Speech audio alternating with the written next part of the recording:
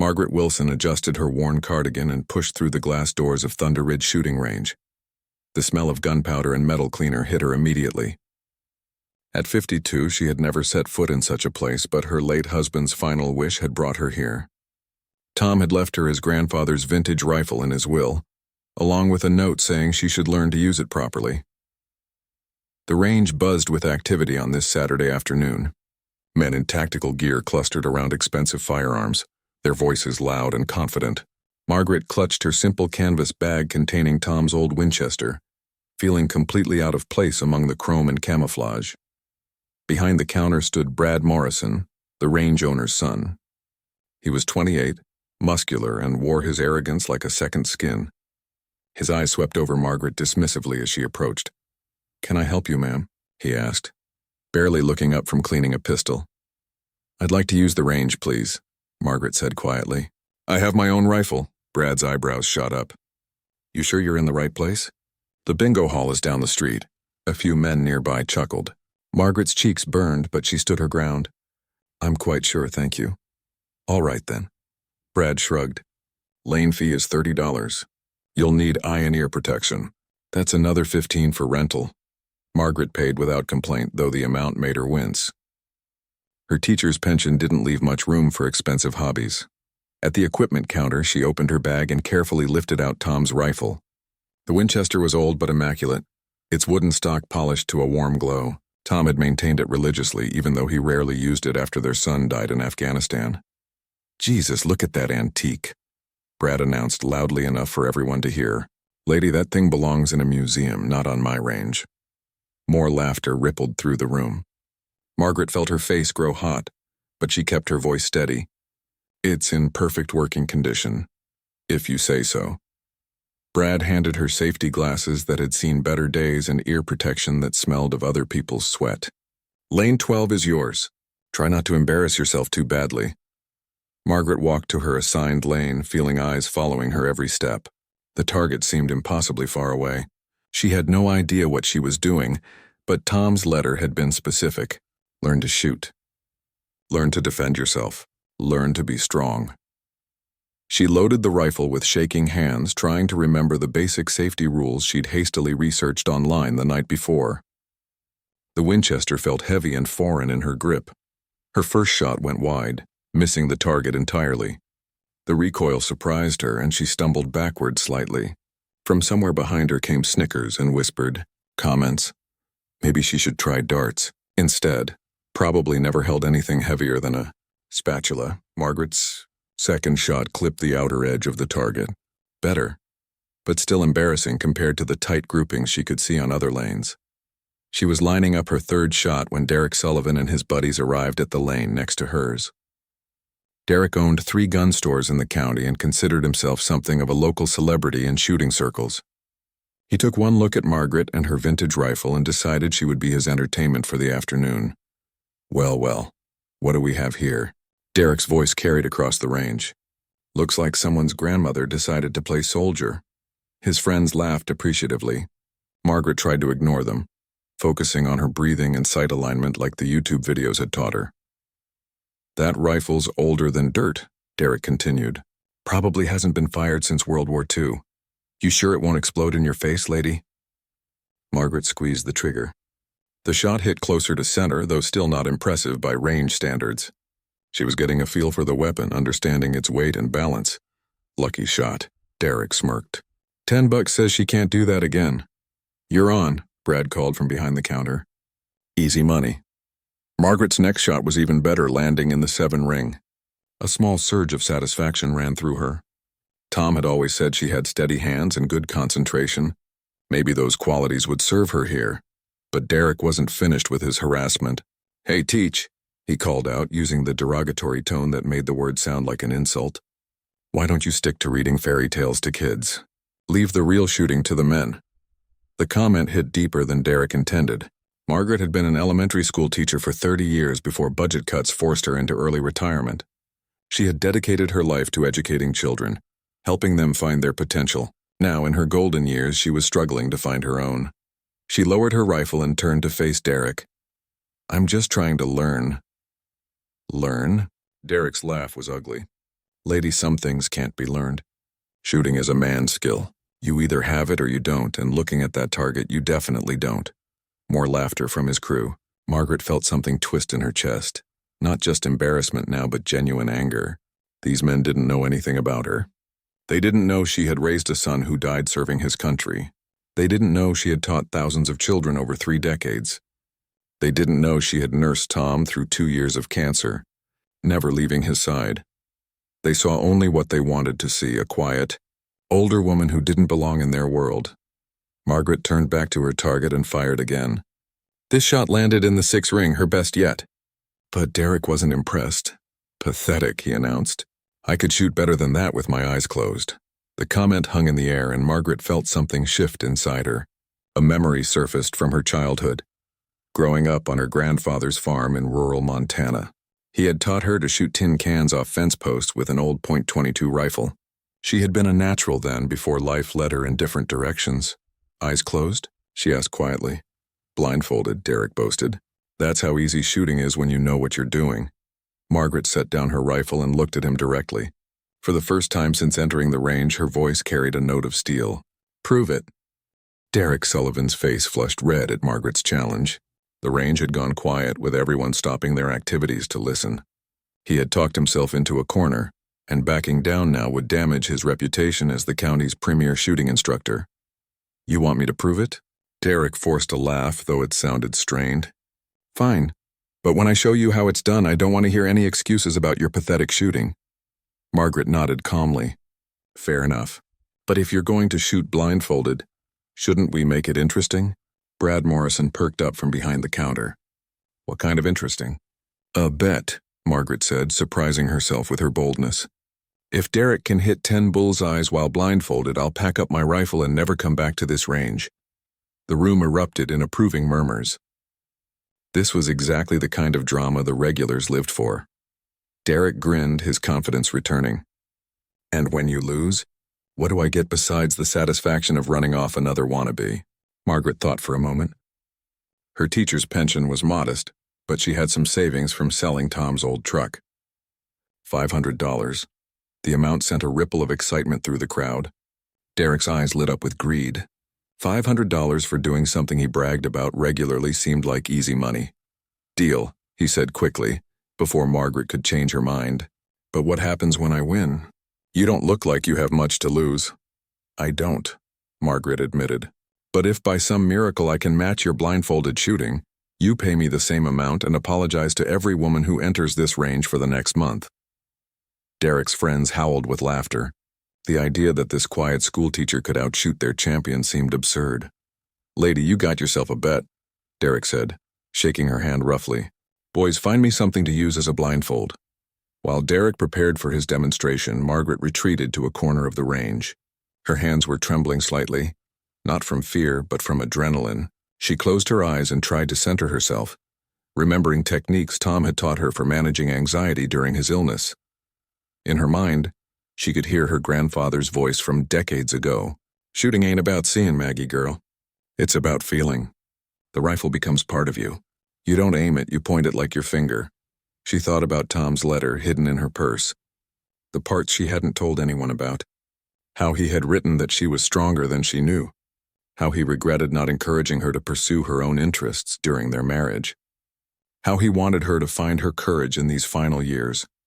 Derek was setting up at lane 5, his friends clustering around to witness his expected triumph. Someone had found a thick bandana, which Brad was tying securely around Derek's eyes. Can't see nothing, Derek announced, waving his hands in front of his face. This is going to be like shooting fish in a barrel. He lifted his expensive competition pistol, a custom piece worth more than Margaret's monthly pension. The range fell silent as he took his stance. His first shot was impressive, hitting the 8 ring despite the blindfold. The crowd cheered. His second and third shots were even better, both landing in the 9 ring. That's how it's done, Derek shouted, pumping his fist.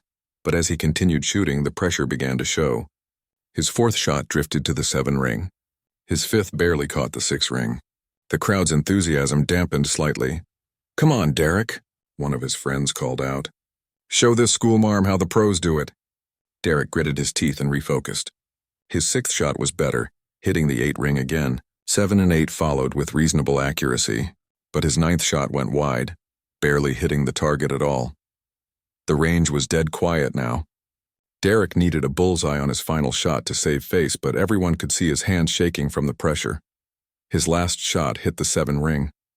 Respectable shooting for most people, but far from the 10 bullseyes he had promised. Derek ripped off his blindfold, his face red with embarrassment and anger. The blindfold slipped, he claimed. It wasn't tight enough. I demand a redo. The blindfold was fine, Brad said nervously. Everyone saw it was secure. Margaret stepped forward quietly.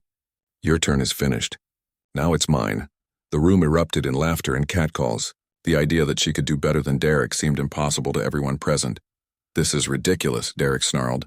She can barely hit the target with her eyes open. There's no way she's shooting blindfolded. A bet is a bet, Margaret said simply. She walked to lane 5 and set her grandfather's Winchester on the shooting bench. As Brad reluctantly approached with the blindfold, Margaret felt a strange calm descending over her. The jeers and laughter from the crowd faded into background noise. She thought about Tom, about their son Michael, about her grandfather's patient voice teaching her to shoot all those years ago. You sure about this, lady? Brad asked, holding the bandana. No shame in backing out now. Margaret looked around the range one last time, taking in the faces of the men who had spent the afternoon humiliating her. They expected her to fail. They wanted her to fail. Their entire worldview depended on her failure. I'm sure, she said. Brad tied the blindfold tightly, checking it twice to make sure she couldn't see. The world went dark, and Margaret felt her other senses sharpen. She could hear her heartbeat, feel the air circulation from the range's ventilation system, sense the weight of the rifle in her hands. 10 shots, 10 bullseyes, Derek called out mockingly. That's what you need to match my shooting, Teach. Good luck with that. Margaret lifted the Winchester to her shoulder. The familiar weight felt different now, more natural somehow. She thought about all the hours she had spent in her backyard as a child, plinking cans with her grandfather's guidance. Breathe, Maggie girl, she whispered to herself, using her grandfather's old nickname. Feel the shot before you take it. She squeezed the trigger. The first shot rang out, and even blindfolded, Margaret knew it was good. She could feel it in her bones, the way the rifle settled. The perfect follow-through. Jesus Christ, someone whispered. Margaret couldn't see the target, but she could hear the surprise in the voices around her. She worked the bolt action smoothly, chambering the next round. Her second shot felt even better than the first. The second shot silenced the range completely. Margaret could hear nothing but her own breathing and the mechanical sounds of working the bolt action. In the darkness behind her blindfold, she felt more focused than she had in years. She was no longer the grieving widow or the dismissed teacher. She was simply a person with a rifle, connected to something deeper than conscious thought. Each shot felt predetermined, as natural as pointing her finger. The third shot rang out. Then the fourth. Margaret fell into a rhythm that felt like meditation. Load, breathe, aim by instinct, fire. The rifle had become an extension of her body, just like her grandfather had taught her decades ago. This is impossible. She heard Derek mutter somewhere behind her. Shut up. Brad hissed. Don't distract her. Margaret almost smiled at that. They were no longer rooting against her. They were witnessing something they couldn't explain, and it frightened them more than her failure ever could. Shot 5. Shot 6. Each one felt perfect in a way that had nothing to do with sight and everything to do with feel. Margaret's world had narrowed to just herself, the rifle, and the target she couldn't see but somehow knew intimately. By the 7th shot, people from other parts of the shooting range had gathered to watch. Word was spreading quickly through the building that something extraordinary was happening in lane 5. How is she doing this? Someone whispered. It's gotta be luck, another voice replied, but there was doubt in the tone. Margaret fired her 8th shot and knew it was good before the bullet reached the target. She was operating on pure instinct now, her body remembering skills she hadn't used in 40 years. The 9th shot came naturally, without hesitation. Margaret could feel the collective breath-holding of everyone around her. One more shot. One more bullseye to complete what seemed impossible. She took her time with the final round. This wasn't about speed or showing off. This was about proving something to herself as much as to the men who had dismissed her. She thought about Tom's letter, about finding her courage, about becoming the woman she was meant to be. The 10th shot cracked through the air with finality. Margaret lowered the rifle and waited. The range was so quiet she could hear the ventilation system humming overhead. "Check the target." Brad's voice was barely a whisper. Someone activated the pulley system that brought the target forward. Margaret heard the mechanical whirring, then an audible gasp from multiple people. "Holy shit," Derek breathed. "What is it?" Margaret asked, still blindfolded. 10 bullseyes, Brad announced in disbelief. 10 perfect bullseyes. Margaret reached up and removed her blindfold, blinking in the sudden light. The target in front of her was indeed peppered with 10 holes, all clustered in the center ring. She stared at it in amazement, hardly believing what she had accomplished. The range erupted in cheers and applause. Men who had been mocking her an hour earlier were now slapping her on the back and shaking her hand. But Margaret only had eyes for Derek, who stood frozen in shock. "That's impossible," he kept repeating. "Nobody shoots like that blindfolded, nobody." "I believe you owe me $500, Margaret said calmly. "And an apology to every woman who enters this range for the next month." Derek's face went through several colors before settling on pale green. "This is some kind of trick. You had to have cheated somehow." "How exactly does someone cheat while blindfolded?" Brad asked. "I tied that bandana myself. There's no way she could see." Margaret tucked Tom's rifle back into its case while Derek fumbled for his wallet. His hands shook as he counted out $500 bills. "This doesn't prove anything," Derek muttered as he handed over the money. "It was just luck. Pure luck." Margaret pocketed the cash and turned to face him fully. "Maybe it was luck. Maybe it was skill. Maybe it was something else entirely. But I did what you said was impossible, and I did it with a rifle you called an antique." She slung her gun case over her shoulder and walked toward the exit. The crowd parted respectfully, their earlier mockery replaced by something approaching awe. At the door, she paused and looked back. "Derek, about that apology to other women, I'll be checking back to make sure you keep your word." As Margaret pushed through the glass doors into the afternoon sunlight, she heard the range explode into excited conversation behind her. She knew this story would spread quickly through the local gun community. By evening, it would be exaggerated and embellished, growing into the kind of legend that small towns thrive on. But Margaret wasn't thinking about legends or fame. She was thinking about Tom's letter still tucked in her purse. The part where he had written about her untapped potential. The part where he encouraged her to find activities that challenged her, that made her feel alive again. She climbed into her modest sedan and sat for a moment before starting the engine. The $500 in her pocket represented more than money. It was validation, proof that she was capable of more than anyone had imagined, including herself. As she drove home through the quiet streets of her small town, Margaret began to plan her next visit to the range. She would come back not to prove anything to Derek or Brad or any of the other men, but to reconnect with this part of herself she had forgotten existed. At a red light, she pulled out her phone and searched for information about competitive shooting leagues in the area. There were several, including some specifically for older participants. Margaret smiled as she read through the requirements and schedules. The light turned green and she put the phone away. There would be time for research later. For now, it was enough to drive home with the windows down, the late afternoon sun warming her face, and the knowledge that at 52 years old, she was just beginning to discover who she really was.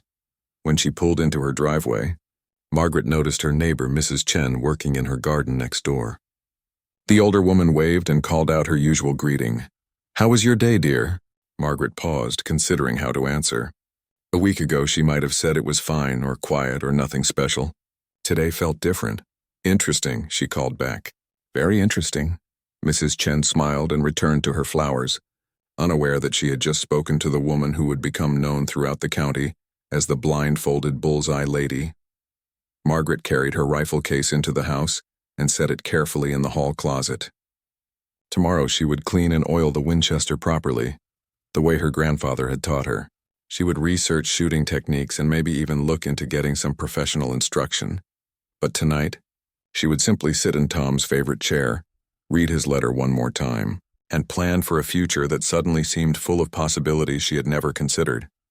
3 weeks later, Margaret returned to Thunder Ridge Shooting Range. Word of her legendary performance had spread throughout the county, and she could feel eyes following her as she walked through the parking lot. Several people nodded respectfully, a stark contrast to her first visit. Inside, the atmosphere was completely different. Brad Morrison looked up from the counter with something resembling nervousness when she entered. "Mrs. Wilson," he said, his tone far more respectful than before. "Good to see you again." "Your usual lane?" Margaret smiled. "Lane 12 would be perfect, thank you." She had spent the past weeks researching competitive shooting and practicing in her backyard with a pellet rifle. More importantly, she had been reading Tom's other letters, the ones he had left with their lawyer to be delivered monthly for the first year after his death. Each one contained a new challenge, a gentle push toward rediscovering herself. As she set up at her lane, Margaret noticed Derek Sullivan entering with his usual group of friends. Their boisterous conversation died when they spotted her. Derek's face flushed red, just as it had 3 weeks earlier. True to his forced promise, Derek had been apologizing to every woman who entered the range. The humiliation of it had not improved his temperament. "Well, look who's back," Derek announced loudly. The miracle shooter herself. His friends shifted uncomfortably.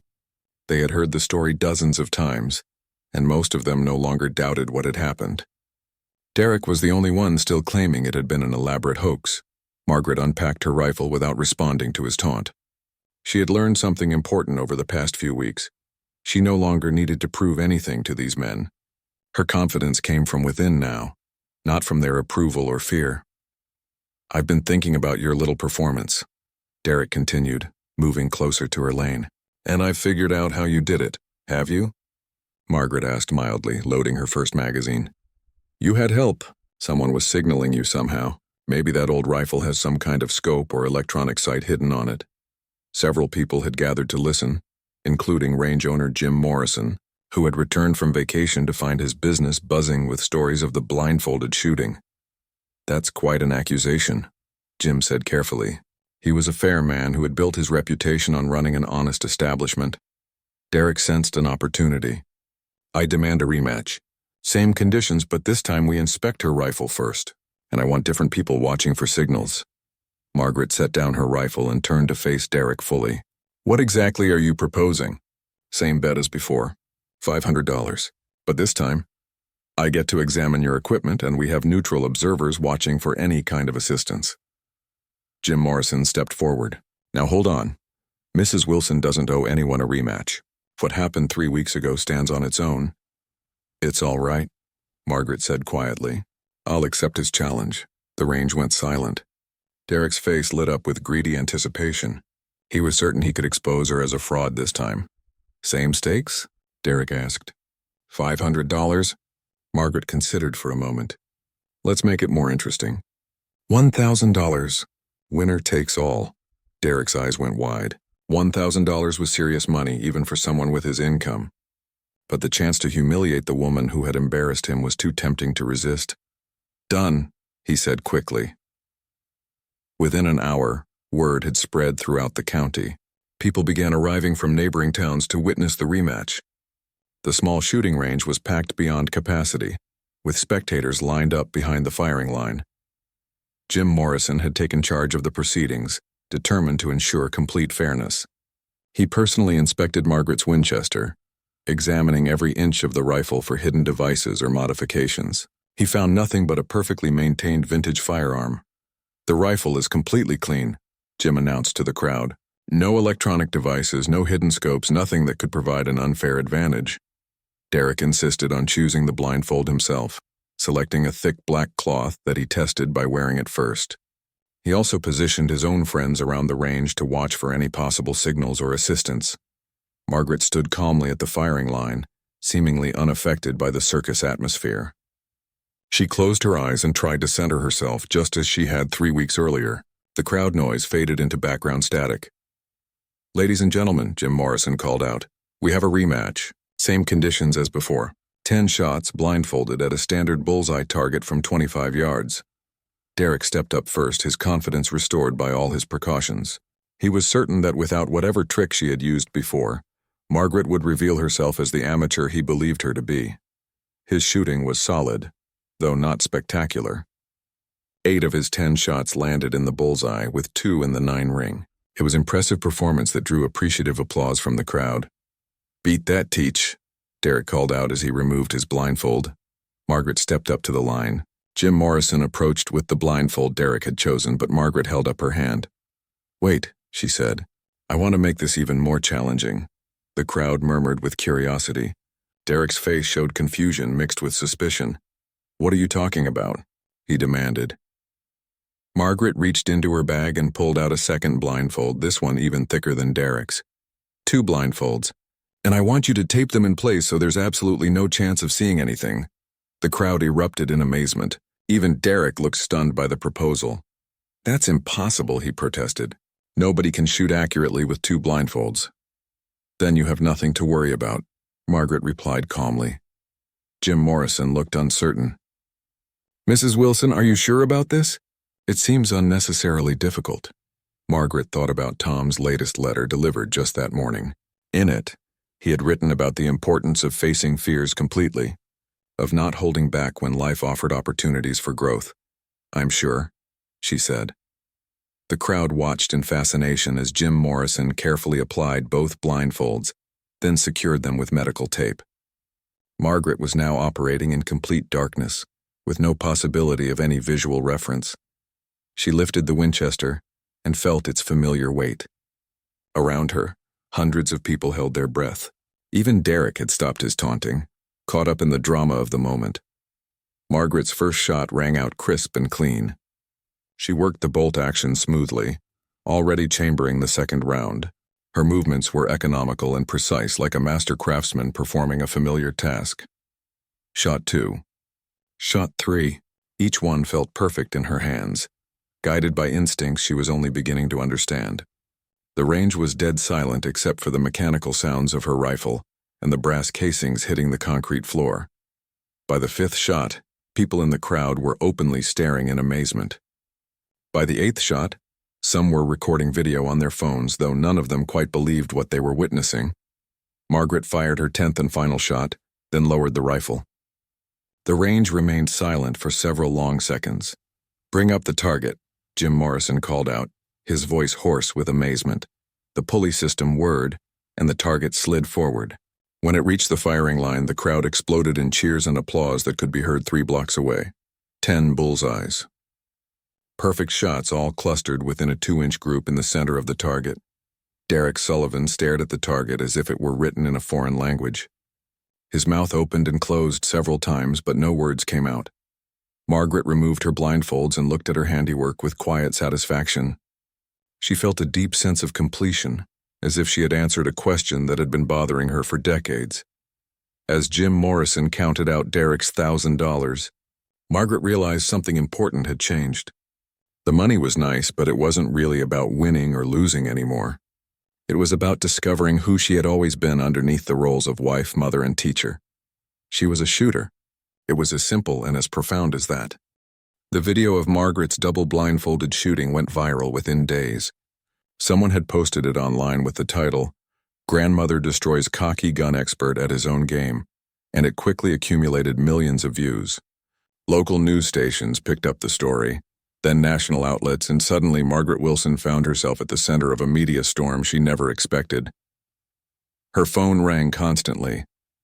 Interview requests poured in from morning talk shows, sports networks, and documentary filmmakers. Margaret politely declined most of them, but she did agree to one interview with the local newspaper, mainly to set the record straight about what had actually happened. The reporter, a young woman named Sarah Chen, met Margaret at her modest home on a quiet Tuesday afternoon. Margaret served tea and homemade cookies, looking nothing like the viral video sensation she had become.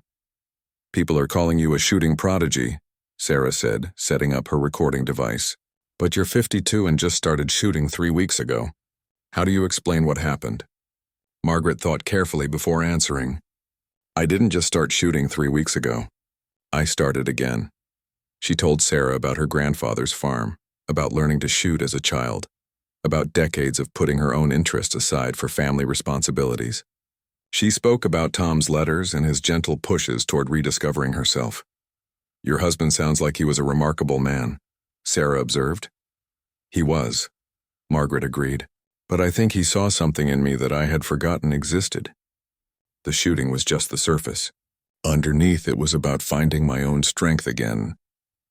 interview ran the following Sunday with the headline, "The Real Story Behind the Blindfolded Bullseye." Lady. Sarah had captured something that the viral video missed.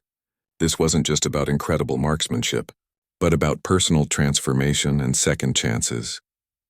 Reading the article over her morning coffee, Margaret felt a familiar anger rising. The same dismissive attitude that had greeted her own first visit was being directed at this frightened young woman who genuinely needed these skills. "Would you like some help?" Margaret offered. Lisa's eyes lit up with hope. "Would you really? I mean, I can't afford professional instruction, but if you could just show me the basics." Margaret spent the next hour working with Lisa, sharing the fundamentals her grandfather had taught her decades earlier. She showed her proper stance, breathing techniques, and sight alignment. Most importantly, she helped Lisa understand that shooting was as much mental as physical. "You're tensing up before each shot," Margaret observed. "You're afraid of the noise and recoil, so you're flinching." "I can't help it," Lisa admitted. "Every time I pull the trigger, I jump." "That's normal," Margaret assured her. "But fear makes you inaccurate, and inaccuracy could be dangerous in a real situation. Let's work on building your confidence." By the end of the session, Lisa was consistently hitting the target. Her groupings were still loose, but she was no longer flinching or missing entirely. "This is amazing," Lisa said, examining her target. "I actually hit what I was aiming at." "You did well," Margaret said. "But this is just the beginning. Real proficiency takes time and practice." Lisa looked worried. "I don't know if I have time. My ex is getting more aggressive, and I'm scared he's going to do something soon." Margaret made a decision that surprised even her. "Come to my house tomorrow evening. We can practice in my backyard with a pellet rifle. It's quieter, and you can get more repetitions without spending money on ammunition." Lisa's eyes filled with tears of gratitude. "You would do that for me?" "Of course. Women need to help each other." Over the following weeks, Margaret found herself teaching several other women who approached her at the range. Word spread quietly through certain circles that the famous blindfolded shooter was willing to provide free instruction to women in difficult situations. Margaret's living room became an informal meeting place for what she jokingly called her shooting circle. Besides Lisa, there was Jennifer, a nurse whose car had been vandalized by a stalker. There was Carol, a widow who lived alone and wanted to feel secure in her own home. And there was Sandra, a college student whose campus had experienced several recent assaults. Margaret taught them more than just marksmanship. She shared the confidence and inner strength that had emerged from her own transformation. She helped them understand that learning to defend themselves was about more than just handling a firearm. It was about refusing to be victims. The media attention gradually faded, as viral sensations always do. But Margaret's real work was just beginning. She applied for her instructor certification and began offering formal classes through the local community college. Her first official class had 12 students, all women. Margaret looked at their faces, seeing her own uncertainty from months earlier reflected in their eyes. "I know why you're here," she told them. "Some of you are afraid. Some of you are angry. Some of you just want to feel more confident in the world. All of those are good reasons." She held up Tom's Winchester, the rifle that had started everything.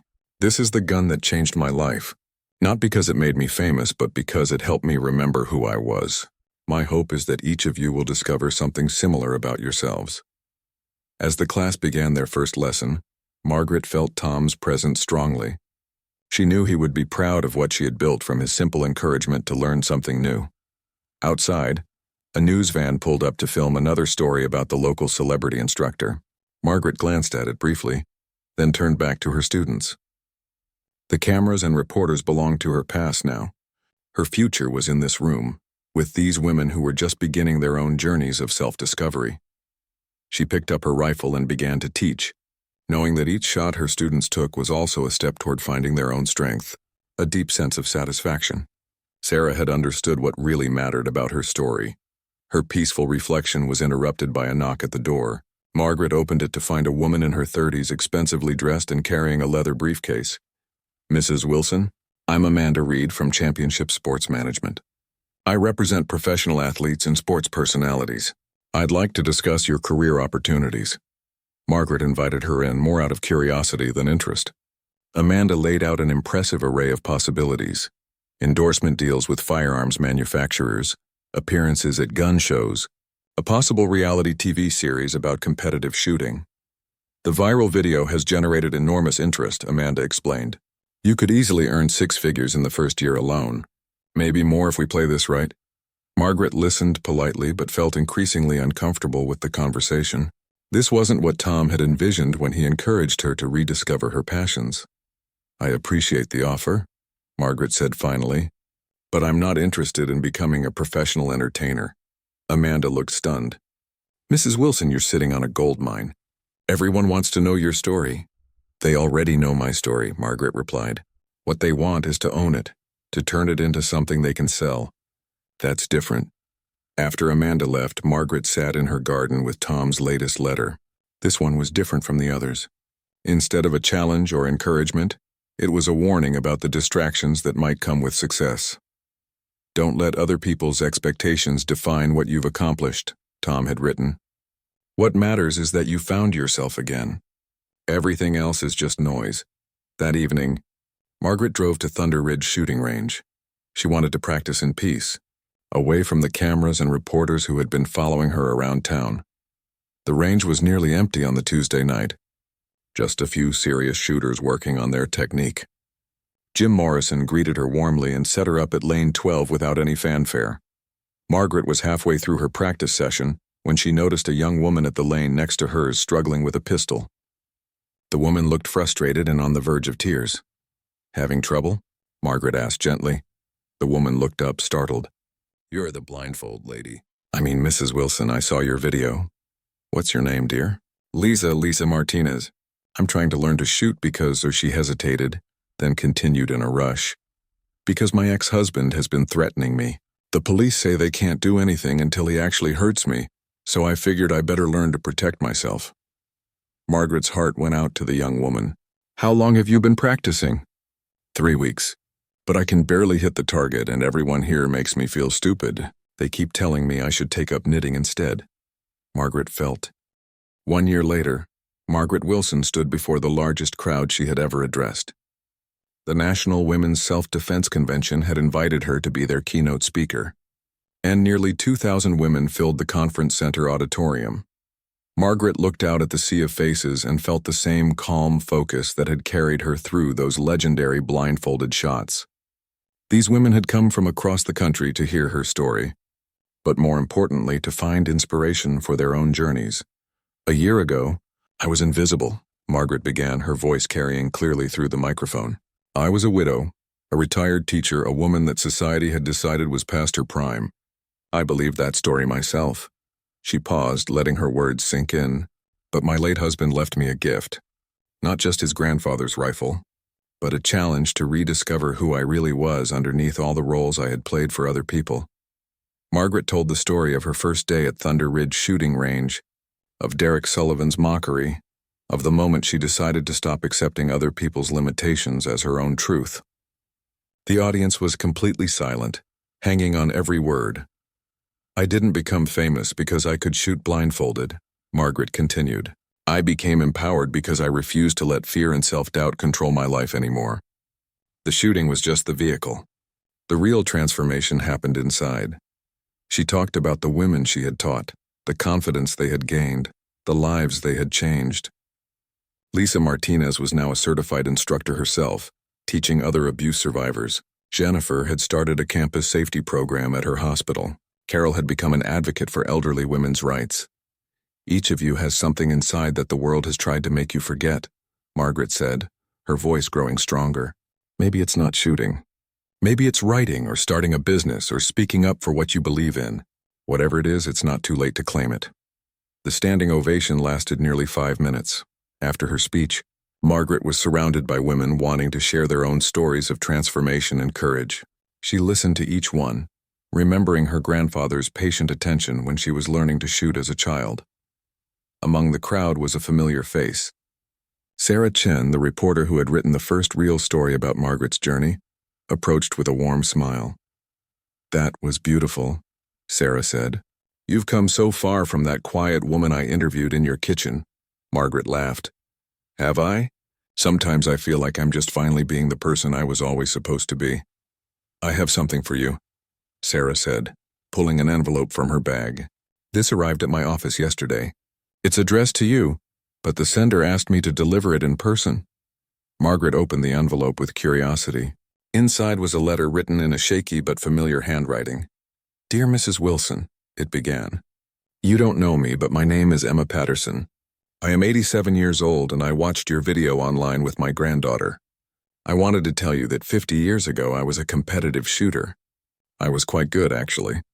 But when I got married, my husband made me give it up. He said it wasn't appropriate for a lady. I have regretted that decision every day since. Watching your video reminded me that it's never too late to reclaim the parts of ourselves we gave up for others.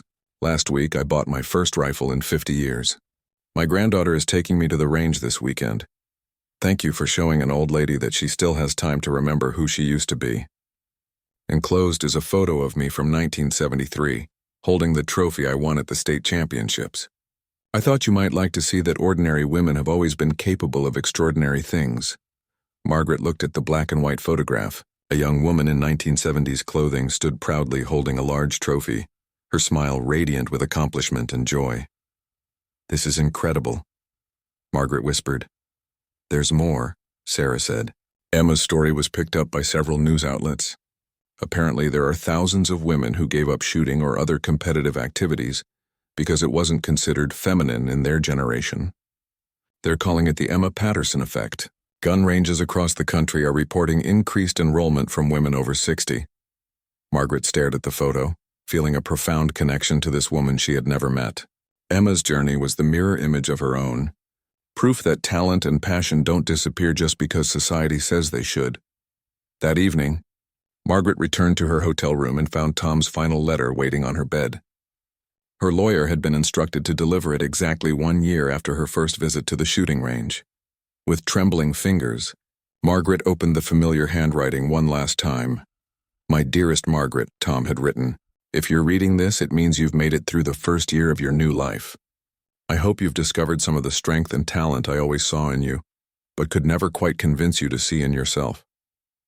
I don't know what form your journey has taken, but I know it has been extraordinary because you are extraordinary. You spent our marriage taking care of everyone else. Now it's time to take care of yourself, to pursue your own dreams, to become the woman you were meant to be. I love you and I'm proud of you, and I will always be with you in the courage you find to face each new challenge. Your devoted husband, Tom. P.S. There's one more gift in our safety deposit box. The key is taped under your jewelry box. I think you'll know what to do with it." Margaret wiped away tears and called her lawyer immediately, despite the late hour. Within 2 days, she was standing in the bank opening the safety deposit box she hadn't visited since Tom's death. Inside, wrapped in soft cloth, was a beautiful custom rifle. The stock was engraved with her name and a simple message, "For all the shots you haven't taken yet." Margaret lifted the rifle carefully, feeling its perfect balance. Tom had commissioned it months before his death, somehow knowing that she would need it for the journey ahead. 6 months later, Margaret opened the Wilson School of Marksmanship in a converted warehouse on the outskirts of town. The facility included indoor and outdoor ranges, classrooms for safety instruction, and a comfortable lounge where students could discuss their progress and challenges. On opening day, Margaret stood in the main classroom, looking at the framed photograph of Emma Patterson that now hung beside her grandfather's old shooting medals. The room was filled with women of all ages, ready to begin their own journeys of self-discovery. Margaret picked up Tom's custom rifle and smiled at her reflection in the polished scope. She was no longer the invisible widow who had stumbled into Thunder Ridge shooting range in search of something she couldn't even name. She was Margaret Wilson, instructor, mentor, and living proof that it's never too late to hit the target you've been aiming for your entire life. "Welcome to your first class," she said to her students. "Today we're going to learn about more than just shooting. We're going to learn about finding our aim in life." Outside, Derek Sullivan drove slowly past the new school, reading the sign with a mixture of admiration and regret. He had learned humility the hard way, but Margaret's example had eventually taught him to respect the quiet strength that often hides behind unassuming facades. He parked his truck and walked to the entrance. It was time to apologize properly, And maybe, if she would allow it, to learn something about the kind of shooting that comes from the heart rather than the ego.